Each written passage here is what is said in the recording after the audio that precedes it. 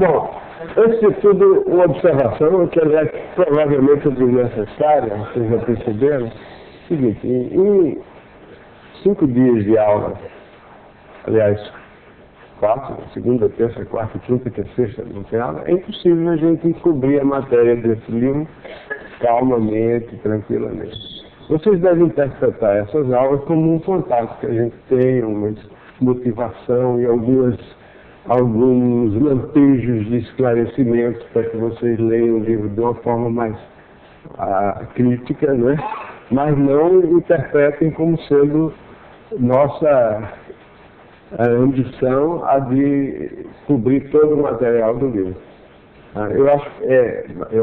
É fundamental que durante e depois dessas aulas vocês façam a leitura atenta do livro.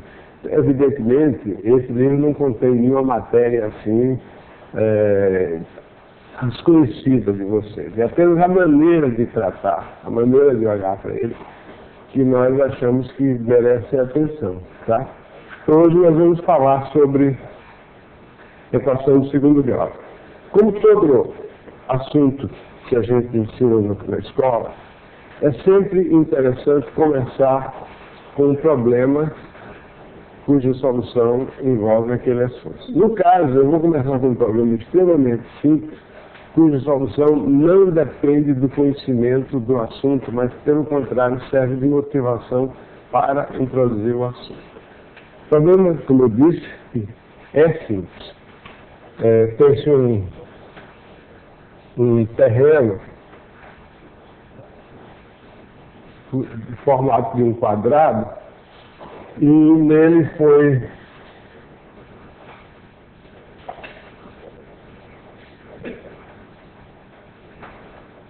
traçado um terreno no centro, ou seja, foi tirada uma calçada. Essa calçada com 3 metros de largura. E sobrou no interior do terreno um quadrado, todos os 4 lados da calçada tem 3 metros de largura, de 625 metros quadrados. Então a pergunta é: qual o comprimento do lado do quadrado original? Esse problema, como repito, é um problema extremamente simples. Nós estamos tratando aqui de alunos de 14 anos, 13 anos, etc. Bom, é claro que esse quadrado anterior aqui, ele tem lado x menos 6. E a área dele é 625 metros. De modo que x menos 6 ao quadrado, a área do quadrado é o quadrado do lado. Então o x menos 6 pode ser mais ou menos a raiz de 625. Ou seja, x menos 6 é igual a mais ou menos 25. Então pode ser x igual a 6 mais 25, que é 31, ou x igual a menos 19. Evidentemente, como a gente está acostumado em todos os casos que tem problema de natureza geométrica, esse x igual a 19 fica descartado, então a solução é x igual a 31. Aliás, aproveito a ocasião para exprimir mais uma opinião que pode ser controvertida, inclusive dos meus 3 colegas. Eu sou o único que tem essa opinião, os outros todos estão contra mim, mas a minha opinião é a seguinte, que raiz quadrada de 625 não é mais ou menos 25, não. Raiz quadrada de 625 é 25. Menos 25 é menos a raiz quadrada de 625. Então, vale é do meu lado. O Paulo Sérgio e o Morgado são contra mim. Então, a raiz quadrada... Eu não abro mão desse ponto de vista. Então está feita a pergunta e está aqui a resposta. A raiz quadrada de 625 é 25. Menos 25 não é a raiz quadrada de 625. É um número cujo quadrado é 625, mas é menos a raiz quadrada. Tanto é que na fórmula da equação de segundo grau você tem x igual a menos b mais ou menos a raiz quadrada. Se os dois fossem raiz quadrada, eu não dizia mais ou menos a raiz quadrada. Um era a raiz quadrada e o outro também era a raiz quadrada. Então era mais duas raízes quadradas. Tá. Esse é o meu ponto de vista, mas o mundo não vai se acabar por causa disso. Né? Então isso é um exemplo de uma equação do segundo grau. Podia acontecer, isso acontece, inclusive com os autores de diversos livros didáticos, que diante de uma equação como essa, x menos 6 ao quadrado igual a 625, a pessoa desenvolve o quadrado, escreve x2 menos 12x mais 36 igual a 625. Depois passa 625 por o primeiro menos, né? 500 e... quanto é que dá? 625. 589 igual a 0 e vai resolver essa equação. É claro, vocês já devem ter visto livros que fazem assim. Existe um livro que diz o seguinte: achar um número natural x tal que x mais 1 vezes x mais 2 igual a 6. Problema: achar um número natural x tal que x mais 2 vezes x mais 2 igual a 6. Então, se x mais 1 e x mais 2 são números consecutivos. Dois números consecutivos cujo produto é 6 são 2 e 3. Mas o livro não faz assim. O livro faz a multiplicação, encontra a equação de segundo grau, resolve a equação de segundo grau, uma raiz é 1, a outra é menos 4, menos 4 não é um número natural, então a minha resposta é 1. Quer dizer, a pessoa quando faz isso, a pessoa está divulgando uma ideia de que matemática é um negócio complicado, que serve para só atrapalhar a vida das pessoas e apresenta soluções complexas para problemas banais, como por exemplo o produto de dois números consecutivos é 6, quais são esses dois números? 2 e 3, então x é 1. Acabar. Pois bem, mas voltando aqui, feita essa... às vezes baixa o espírito da Luísa Helena em mim, né? Ela agora não está nem vendo que eu fico, o mundo todo está errado, sou eu que estou certo. Bom, então diante disso, aí uma coisa natural para a pessoa que menos avisada que desenvolveu esse trinômio, esse quadrado, desculpe, é procurar fatorar isso aqui. Fatorar isso aqui parece uma coisa complicadíssima por causa do 589. Porque quando você tem uma fatoração, você quer escrever assim, x menos alfa vezes x menos beta. Isso aqui é x2 menos alfa mais beta, x mais alfa beta. E aqui, nessa igualdade, que é o produto de dois binômios, está toda a essência da equação de segundo grau, né? Então o problema de fatorar um binômio é achar dois números cuja soma seja 12 e o produto seja menos 589. 589 parece uma coisa complicada e não é por dois motivos. Primeiro, que eu já sei que um dos fatores é 31. Eu acabei de fazer.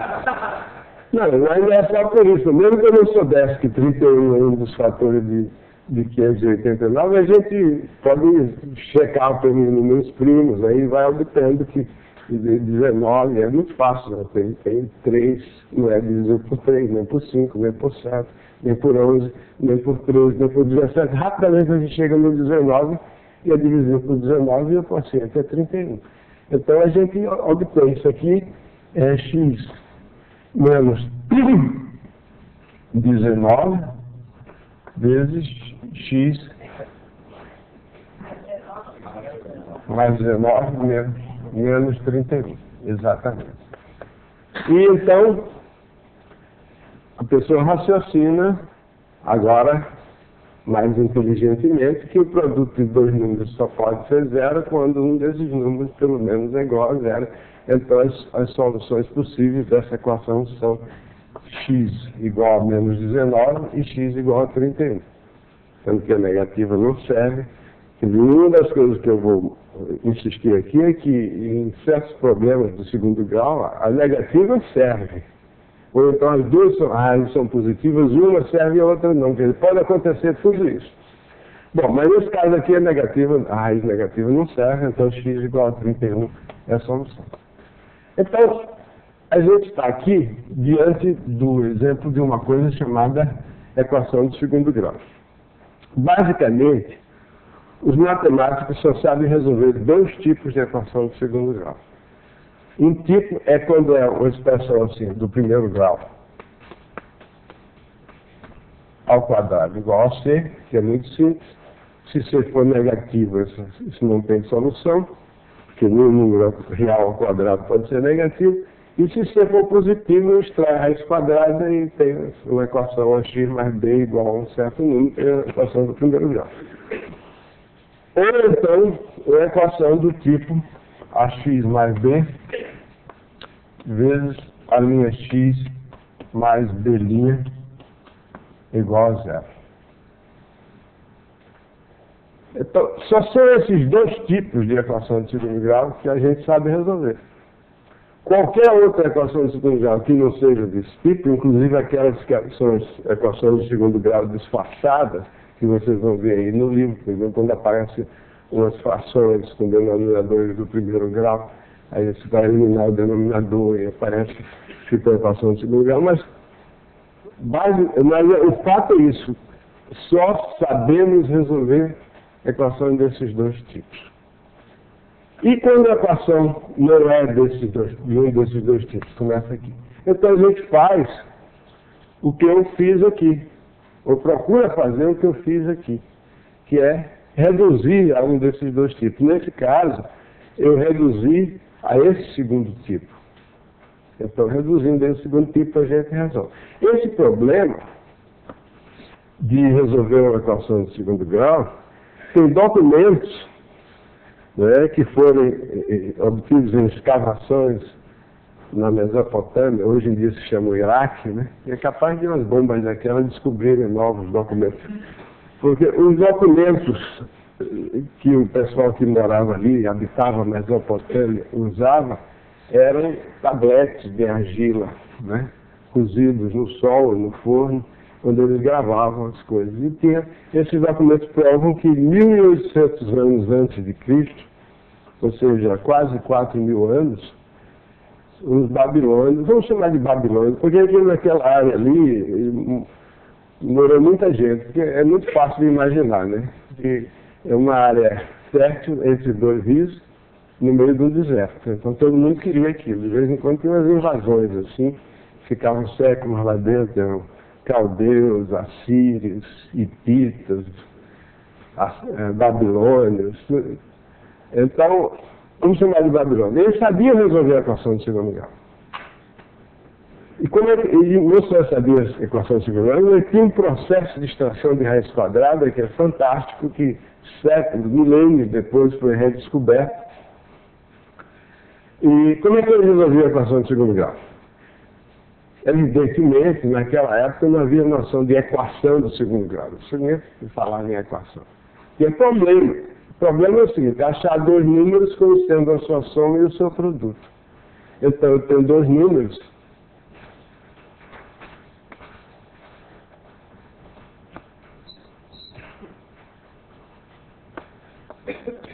Bom, eles não usavam alfa e beta, né? Nem eles usavam letras para representar números. Eles tinham exemplos concretos. E tinham receitas, não tinham fórmula. Tinham receitas. Se você tem dois números que você conhece, se você não tem, você conhece a soma do produto desses dois números, que achar esse número, você faz o seguinte: eleva o número ao quadrado, subtrai 4ac, etc. Subtrai 4 vezes o produto, etc. Depois extrai a raiz quadrada, e vai dizendo, é uma receita.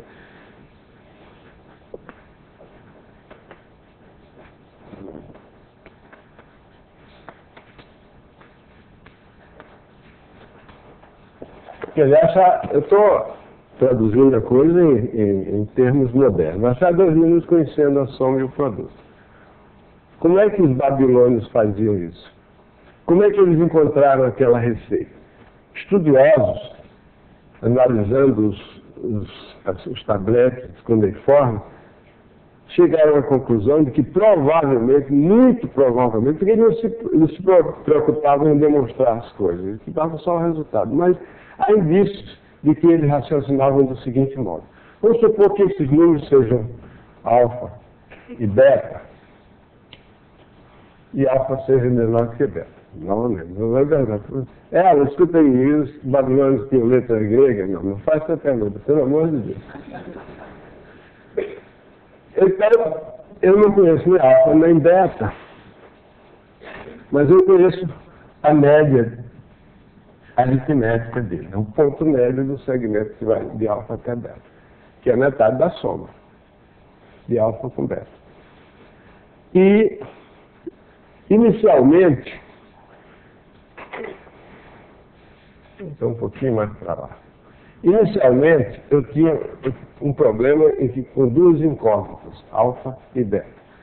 Então, o grande pulo do gato dos babilônios foi descobrir que esse problema com duas incógnitas pode ser reduzido a um problema com uma incógnita, que é saber essa distância de alfa a S sobre 2 e de S sobre 2 a beta, que é a mesma coisa. Se eu conhecer esse D, eu resolvi o meu problema, porque se eu conhecer o D, eu conheço o alfa, que é S sobre 2 menos o D. E se eu conhecer o D, eu conheço também o beta, que é S sobre 2 mais D. Então, a minha busca se resume agora a achar quanto vale D. Uma vez eu tendo D, eu acho o alfa e o beta. São os dois números conhecendo a soma e o produto. Muito bem, como é que eu acho o D? Eu sei que o produto de alfa por beta é dado. São dados a soma e o produto. Então, isso aqui fica sendo S sobre 2 menos D multiplicado por S sobre 2 mais D. E eles sabiam que uma soma vezes o produto é o quadrado de um menos o quadrado de outro. Então isso aqui, então P é igual a S2 sobre 4 menos D2. Ou seja, o D2 é igual a S2 sobre 4, ou seja, S2 menos 4T sobre 4. Então o D é um número positivo, hein? O D é igual a raiz quadrada, a metade da raiz quadrada de S2 menos 4.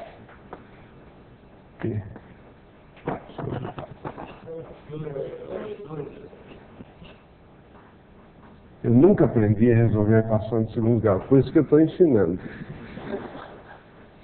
Quem sabe faz, quem não sabe ensina. Ninguém concorda comigo. Agora piorou a situação. Então agora tendo o D, não é isso? Aí eu tenho o alfa e tenho o beta, e era assim que os babilônios, foi assim que eles chegaram à fórmula da solução da equação de segundo grau. Aí eles não chegaram à fórmula, chegaram à receita. Se você lê a fórmula, você diz, faça isso, você leva ao quadrado, divide, subtrai 4p está a raiz quadrada.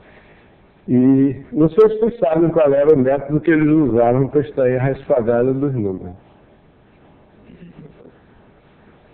Depois eu digo. Era um método de aproximação sucessiva, né, que depois foi conhecido como generalizado por Newton-Raphson método. Bom, agora, às vezes a gente ouve a história de que foi resolvendo a equação do segundo grau que os números complexos apareceram.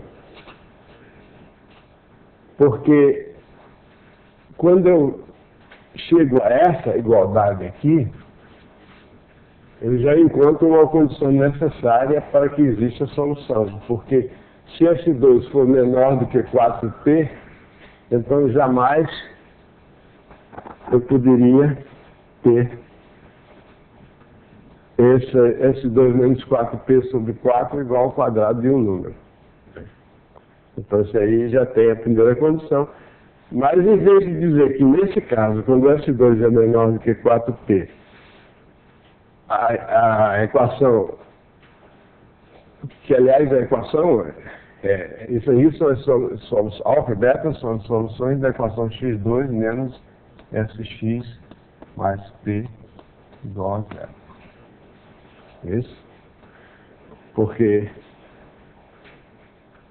isso aqui é o produto de x menos alfa vezes x menos beta.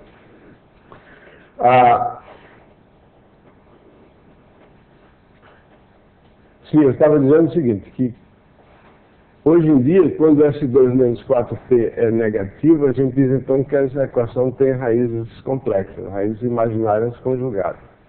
Naquela época eles não diziam isso, evidentemente, não existiam números complexos, eles diziam simplesmente que esse problema não tem solução.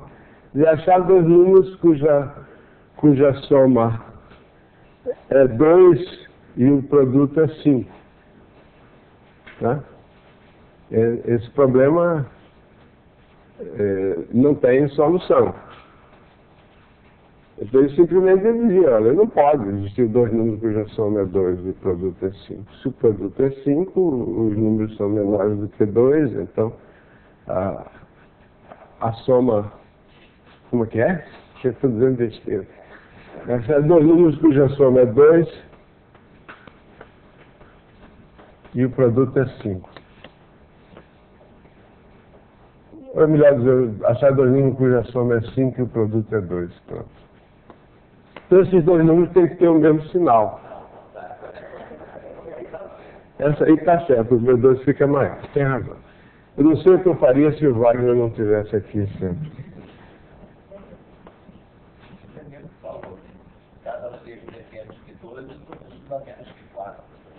Não, o importante é que como 5 é positivo, né, os dois têm o mesmo sinal. E a soma dá menor do que 2, então essa equação. Então, diante de um problema desse, ele diz simplesmente que esse problema não tem solução. Pronto. Não dizer, tem uma solução imaginária. Os números complexos só apareceram quando se tratou de resolver a equação do terceiro grau. Eles não apareceram assim de graça. Eles forçaram a entrada no reino dos números. Os números complexos entraram à força. Foram forçados. Então é o seguinte, porque a equação do terceiro grau, ela pode ter ou duas raízes complexas de uma real ou as 3 reais. Não tem outra possibilidade. Uma equação do terceiro grau com coeficientes reais. Ou tem duas raízes complexas conjugadas de uma raiz real, ou então tem as 3 raízes reais. Pois bem, o caso em que as 3 raízes são reais, a fórmula que foi descoberta durante a Renascença apresentava uma expressão na qual estavam contidas raízes quadradas de números negativos, necessariamente. Então, essa raiz quadrada de números negativos eram números complexos, e os números complexos forçaram a entrada isso, porque se você quer obter as raízes reais da equação, você tem que passar pelos complexos. Não tem jeito. Muito bem. Então, em resumo, o que eu disse até aqui é o seguinte. Só se sabe resolver duas equações, dois tipos de equações.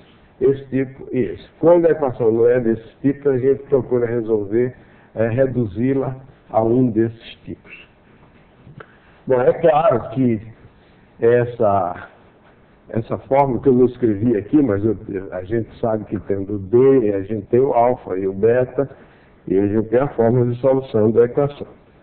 Essa fórmula se aplica para uma equação mais, aparentemente mais geral, que é x2 mais bx mais c igual a zero, com a diferente de zero. Porque toda equação desse tipo pode ser reduzida a uma equação do tipo anterior, que é x2 mais b sobre a, x mais c sobre a, igual a zero. E aí eu recaio nesse tipo em que a soma aqui é d sobre a e o produto é c sobre a. Isso aqui a soma é menos d sobre a e o produto é c sobre a. Então toda equação do segundo grau se reduz a uma equação com o termo do coeficiente x2 igual a 1 e o problema está resolvido.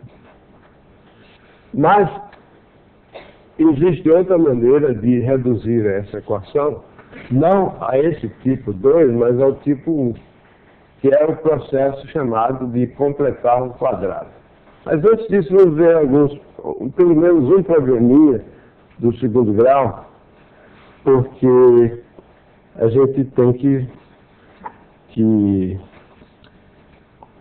explicar para os alunos que as equações de segundo grau ocorrem não apenas para que eles façam as provas e passem de ano, mas porque existem problemas cuja solução envolve uma equação de segundo grau. Então, eu tenho um problema aqui que eu acho que o Wagner vai gostar desse problema, porque é um problema que se refere a vinho e vinho caro. Isso é o que ele gosta. Então, o problema é o seguinte. Eu comprei algumas garrafas de um bom vinho por R$540. Caramba.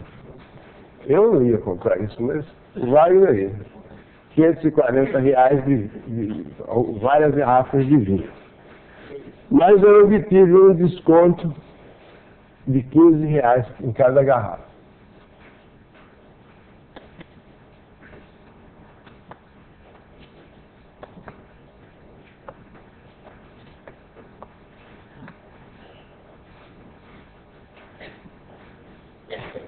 Então, por causa disso, aí eu consegui comprar 3 garrafas a mais.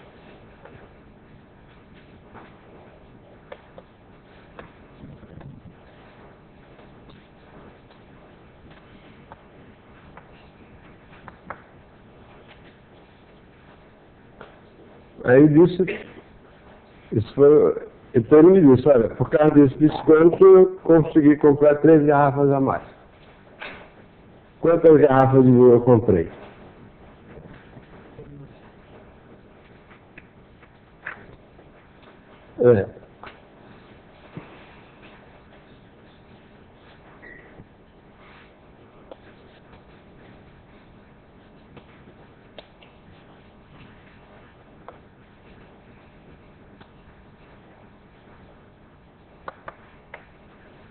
Bom, inicialmente, e qual o preço? Também não está dito qual o preço. Quantas garrafas e qual o preço?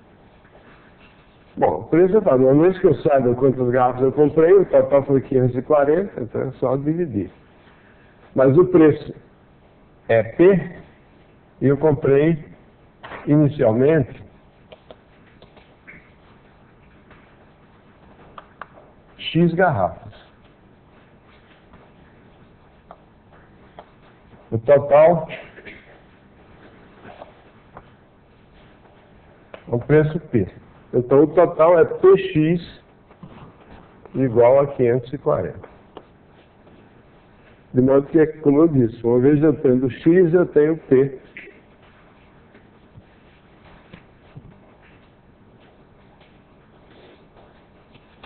Quem escreveu isso? O Wagner escreveu, beleza, já temos mais de 2.000 professores nesse curso. Parabéns, obrigado Brasil. Daqui a pouco a gente tem igual a todos.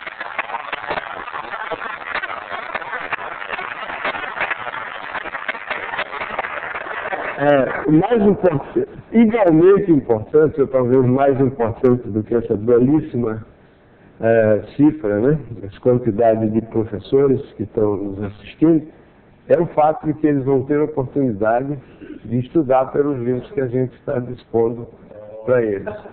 Porque esses livros são realmente úteis, porque, em particular, nós achamos, nós quatro, que esse foi o melhor livro que a gente já fez, apesar dos errinhos que tinha no livro que eu li. Não é impossível de evitar. Então, eu tenho a esperança de que eles se debrucem, todos vocês se debrucem e leiam e procurem resolver os problemas. Tá? Então, precisa 540, mas aí, se eu comprando X mais 3 garrafas, P menos 15, é igual 540, né? Comprei 3 a mais com 15 a menos. Agora, eu substituo o P aqui igual a 540 sobre X. Então fica X mais 3 vezes 15, 540 sobre X menos 15 igual 540. Então a gente faz a conta, resolve a equação, que eu não vou fazer isso, porque eu tenho outras coisas para falar. Efetuando o produto, nós chegamos à equação x2 mais 3x menos 108 igual a zero. Isso é uma equação x2 mais 3x menos 108 igual a zero. Ninguém precisa de fórmula para resolver essa equação, né? Achar dois números cuja soma é 3 e o produto é 108. A soma é menos 3 e o produto é menos 108. Então é positivo ou negativo, a gente sabe. 108, 9 vezes 12, 108, a gente sabe. No meu tempo de menino, a gente tinha que aprender a tabuada de 12 também. Você estudava a tabuada de 12? Dava a tabuada de 12. 9 vezes 12, 108. Então, as raízes dessa equação são menos 12 e 9. Então, x igual a 9, que menos 12 não serve. Então, x mais 3 é 12. Terminou que eu levei para casa uma dúzia de garrafas de vinho. O Wagner ia se deliciar, né? Então, cada garrafa custou R$45. Razoável para ele, né? Nada como a gente ter amigo que tem, além de bom gosto, tem condições de satisfazer o bom gosto. Mas, vamos lá. Existem problemas. Quando eu cheguei aqui hoje, eu encontrei em cima da mesa do Beauclerc uma pergunta que era uma queixa justa de alguém que disse: por que nos problemas de equação do segundo grau não tem problemas de máximos e mínimos? É o seguinte, existe uma série de problemas de máximos e mínimos nesse livro que estão resolvidos lá. Então a gente tem que escolher algumas coisas para... Eu procurei botar como problema coisas que não precisem de conhecimento muito técnico de equação de segundo grau, mas que a pessoa tenha a oportunidade de usar o bom senso e o espírito crítico. Então vamos ver um problema de máximo e mínimo. Para ver o problema de máximo e mínimo, a gente tem que olhar uma coisa que chama-se a forma canônica do trinômio do segundo grau.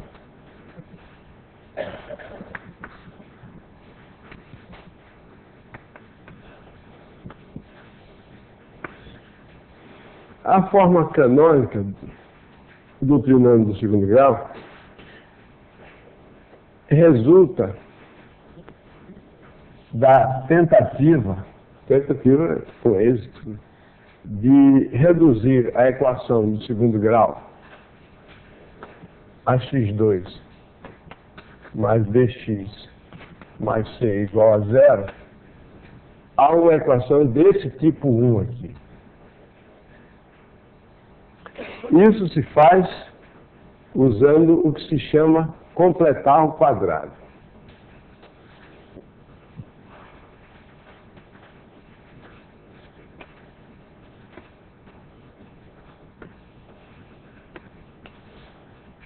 Completar o quadrado é uma técnica extremamente elementar, está ao alcance de qualquer aluno da sexta série, mas que só quem usa isso são os matemáticos mais profissionais.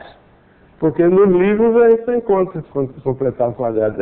Agora está começando a aparecer um ou outro livro que fala em completar o quadrado, mas até recentemente nenhum trazia completar o quadrado. Completar o quadrado é simplesmente se lembrar que x mais d ao quadrado é x2 mais 2bx mais d2. De modo, quando a gente tiver uma expressão desse tipo x2 mais 2bx, isso aqui é x mais b ao quadrado menos b2. E essa expressão aqui que se chama completar o quadrado. Quando você tem uma expressão, um trinômio que está incompleto, só tem x2 mais 2bx, você pode reduzi-lo a uma diferença de quadrados desse modo. Frequentemente, quase sempre, esse 2 aqui não aparece. A gente tem só o x2 mais dx. Mas a gente escrever x2, mas a gente bota um 2 aí, fica x2 mais 2 vezes d sobre 2 vezes x. Aí fica x mais d sobre 2 ao quadrado menos d2 sobre 4.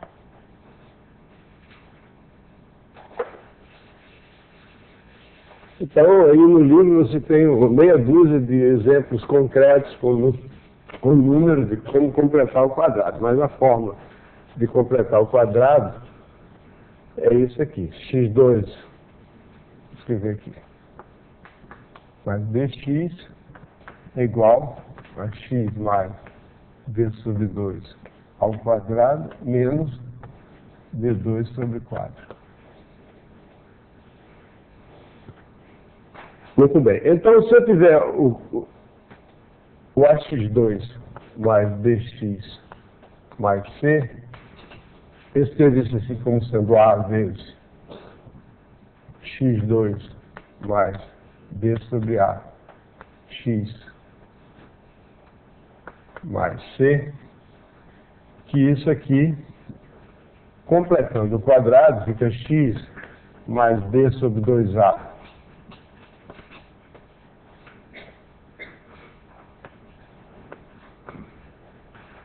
x2, x mais b sobre 2a ao quadrado menos b2 sobre 4a2 mais c. Ok?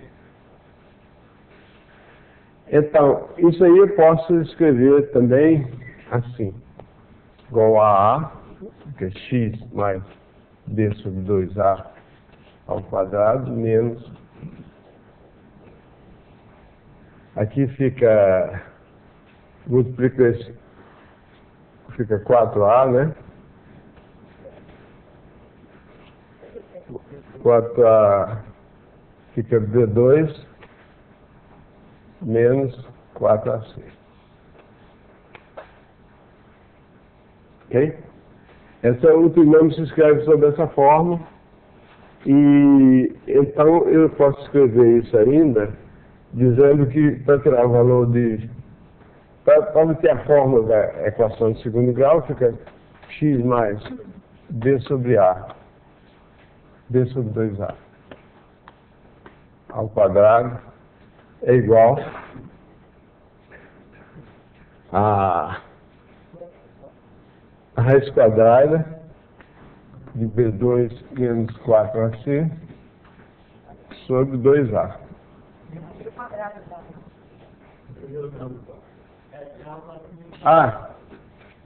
Tira o quadrado. Fica igual a b2 menos 4ac sobre 4a2. Então, reduzir o meu problema a aquele caso 1 que a gente já resolveu, e daí resulta imediatamente, eu não vou fazer isso, a fórmula da equação de segundo grau. Mas o que me interessa mais é o seguinte, é observar que se eu chamar disso aqui de φ de x, então o φ de x se escreve como sendo a x mais b sobre 2a ao quadrado, mais, eu vou escrever sobre essa forma, mais 4ac menos b2 sobre 4a.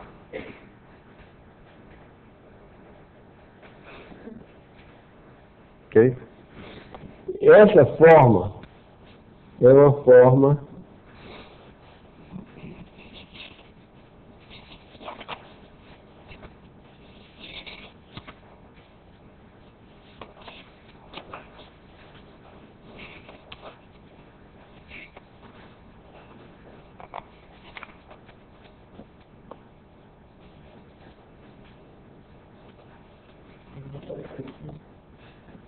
Você tem a página 45, eu quero olhar o negócio aqui.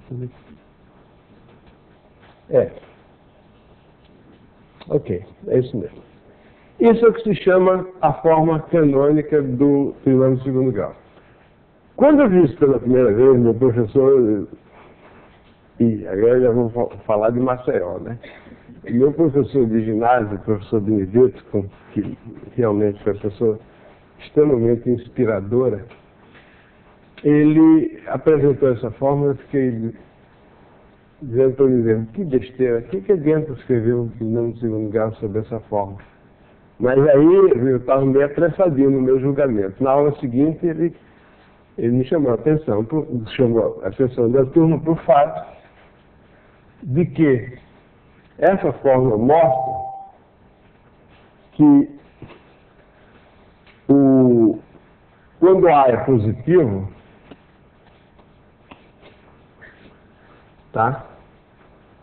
O menor valor de x, de φ de x,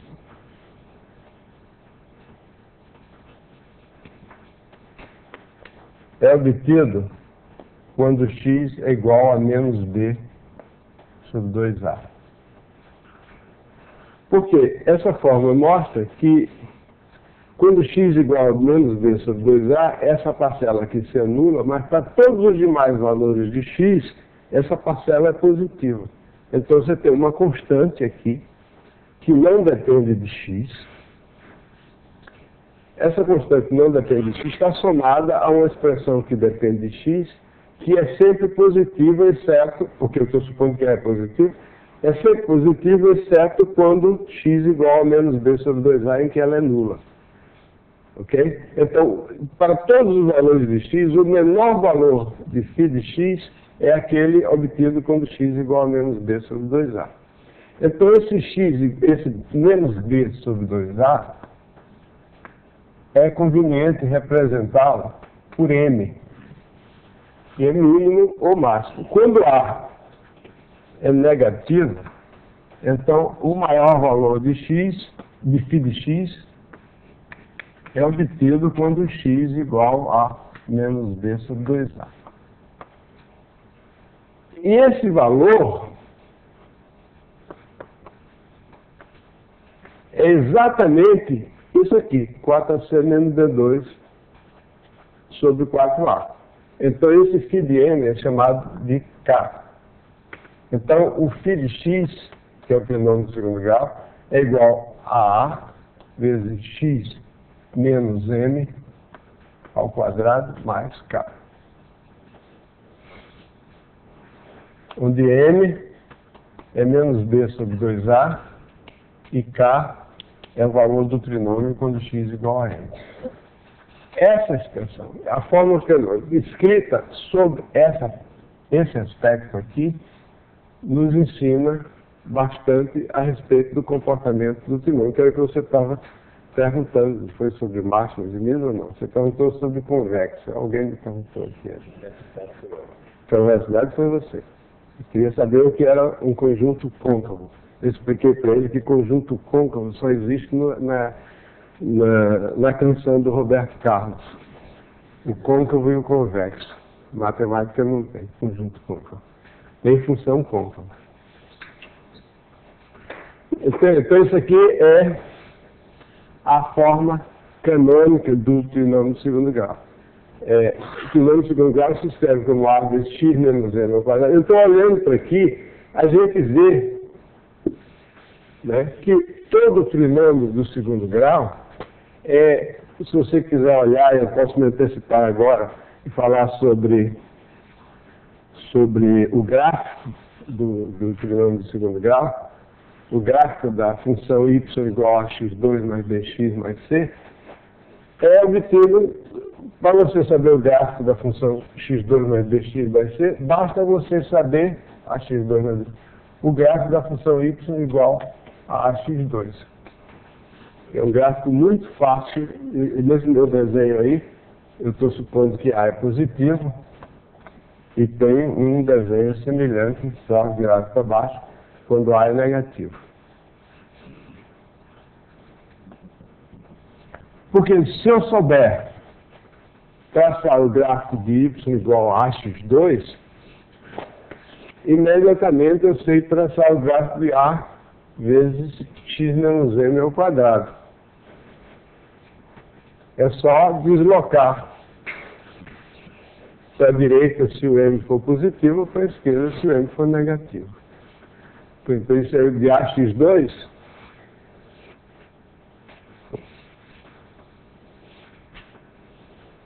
Então está aqui o gráfico de y igual a x2. Digamos que o m seja positivo.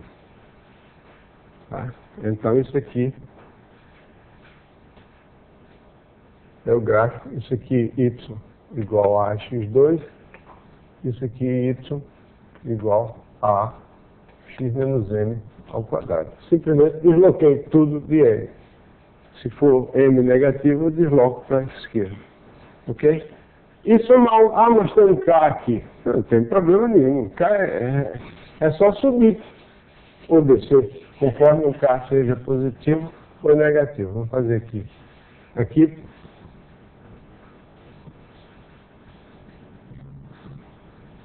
Se isso aqui é o K, então isso aqui, y igual a x menos m ao quadrado mais K. Ok? Então... É?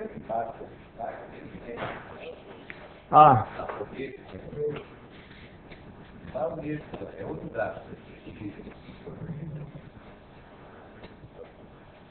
Bem observado.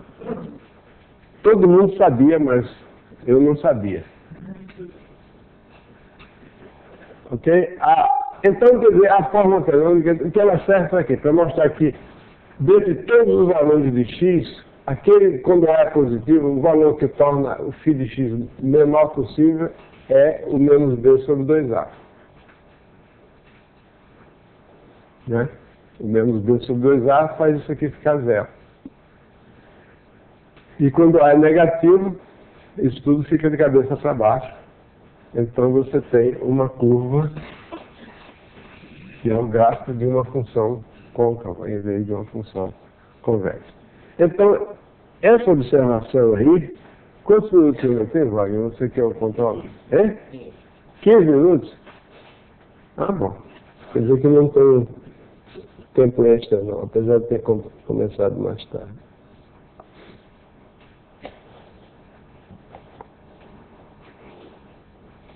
Então, eu vou fazer alguns exemplos que tem aqui no livro, sobre máximos e mínimos.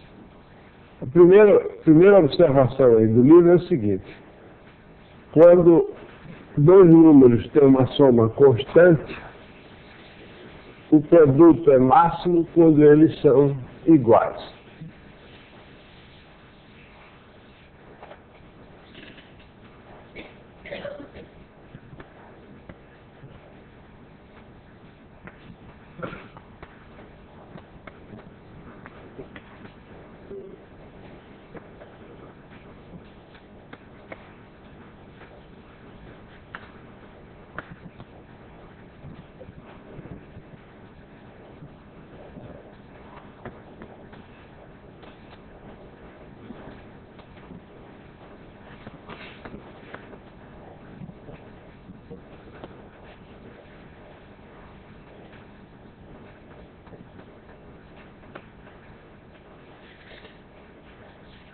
primeira vez que eu vi falar nisso foi no livrinho de álgebra do FTD. Você já viu o livro de álgebra do FTD? Hein?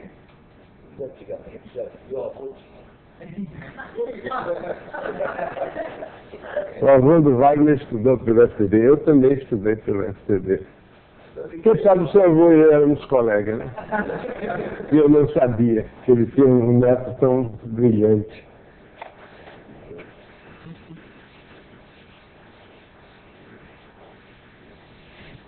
Bom, então, se a soma é constante, o produto é máximo quando os dois números são iguais. Então, se a soma é constante, então o y é igual a S menos X. Então, o produto P é igual a X vezes S menos X. Ou seja, é igual a menos X2 mais SX. Então, aqui eu tenho o que a gente costuma chamar de um trinômio incompleto. Um trinômio capenga. É uma expressão do segundo grau, um polinômio do segundo grau, mas não é um trinômio porque não tem 3. Então eu posso fazer verificar um trinômio, botando 0 aqui, né? Mas aí ele também isso é covardia, porque ele fica, posso botar com quantos termos eu quiser, botando 0. Bom, então, essa é uma expressão, φ de x é igual que é o P, né, que é o produto dos dois, menos x2 mais sx. Então, esse menos x2 mais sx é um gráfico que tem que ser uma parábola de cabeça para baixo, assim. E o mínimo, ou melhor, o máximo dessa parábola é obtido quando x é igual a S sobre 2. Quando x é igual a S sobre 2,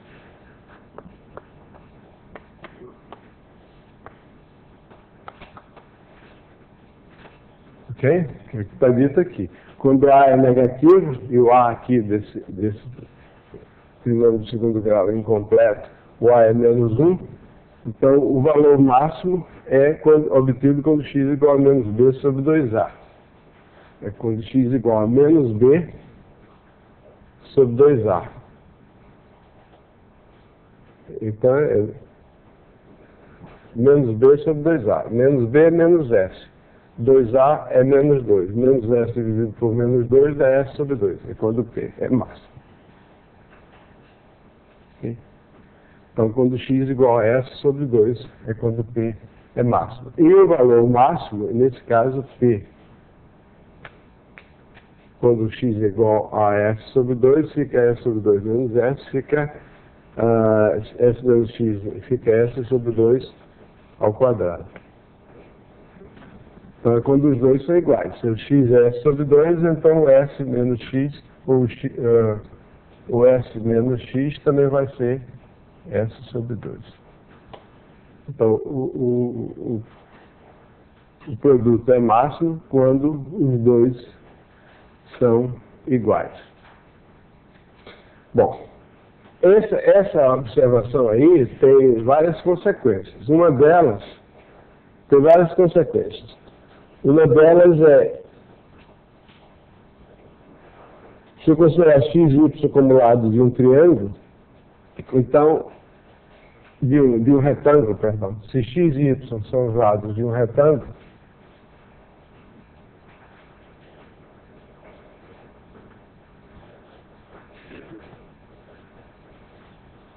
a área é xy. Então, de todos os retângulos com o mesmo perímetro, aquele que tem maior área é o quadrado. Ou seja, de todas as mesas que você pode botar na sua sala, a que ocupa, mesas que devem ter um perímetro dado, a que ocupa maior área é a mesa quadrada.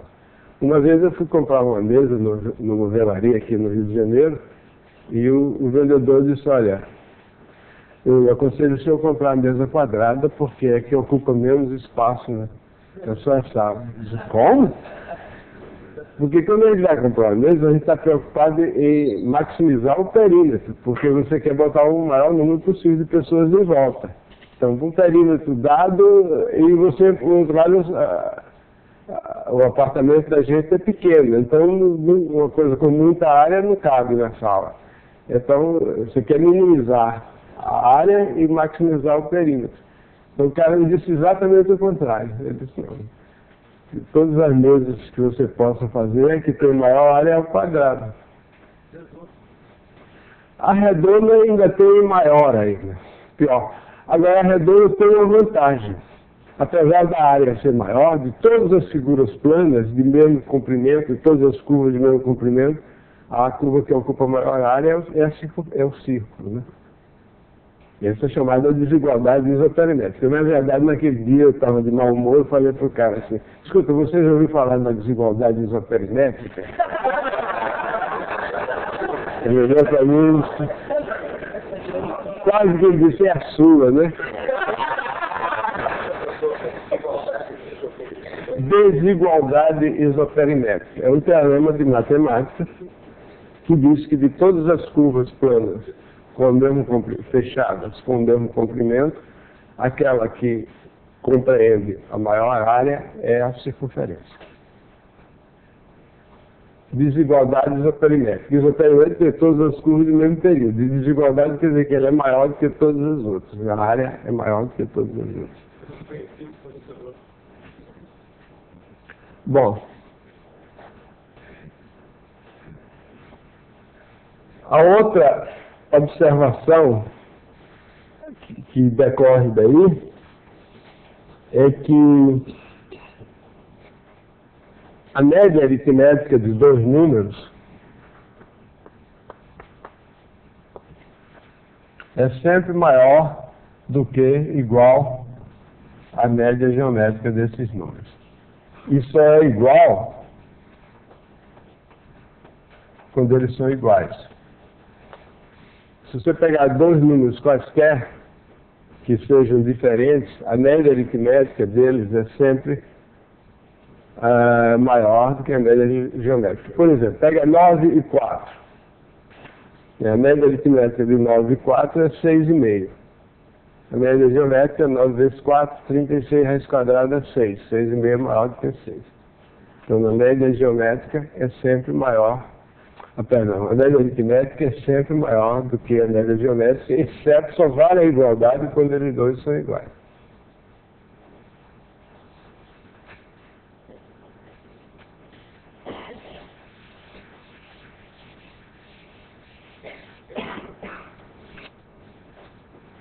É claro isso?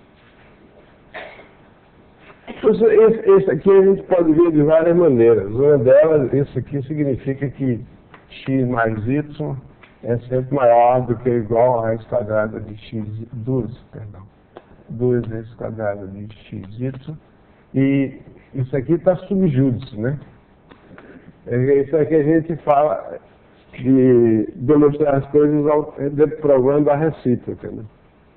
Aí, elevando ao quadrado, fica x2 mais 2xy mais y2 maior do que ou igual a 4xy.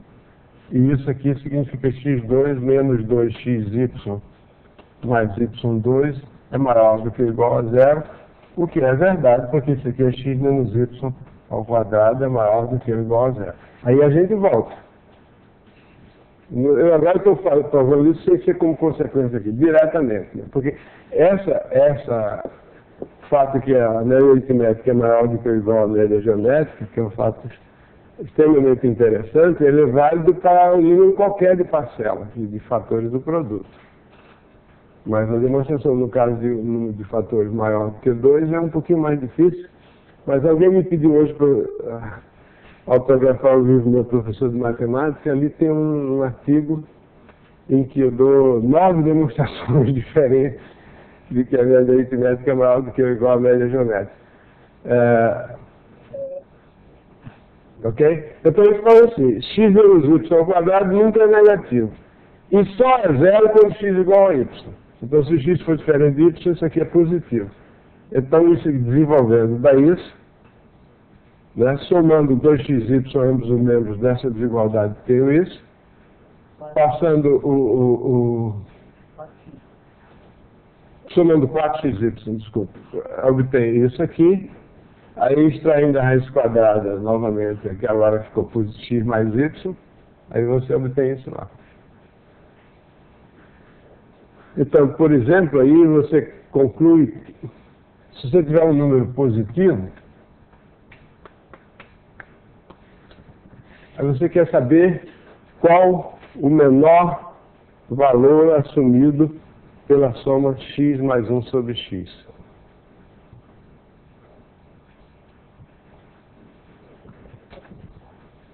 Olha, x mais 1 sobre x é o dobro da média aritmética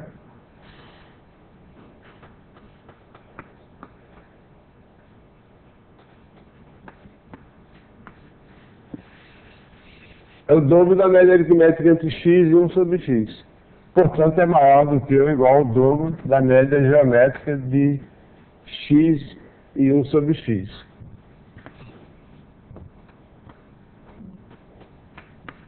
A média geométrica de x e 1 sobre x é fácil de calcular, né? Então é maior do que ou igual a 2. Então x mais 1 sobre x é sempre, quando x é positivo, é sempre maior do que 2. Isso é muito interessante, você vê, porque aqui quando o x vai diminuindo, o 1 sobre x aumenta enormemente, né? Quando o x vai ficando próximo de zero, o x é pequenininho, 1 sobre x permanece. Por outro lado, quando o x vai se tornando muito grande, essa parcela 1 sobre x aí praticamente some, e fica só o x aqui. Então, se você fizer o gráfico dessa função, vai ser um negócio assim, que isso aqui é quando x é igual a 1, isso é igual a 2, isso é experimento horrível, né? O 1 está maior do que o 2.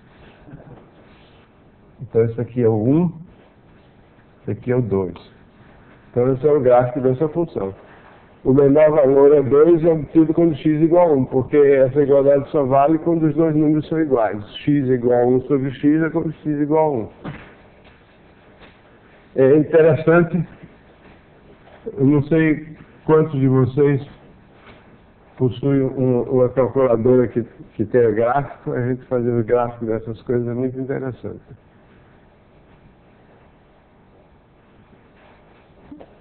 Bom,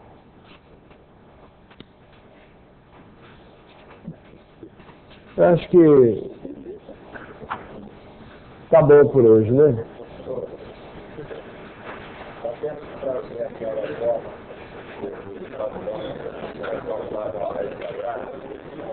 Ah, já.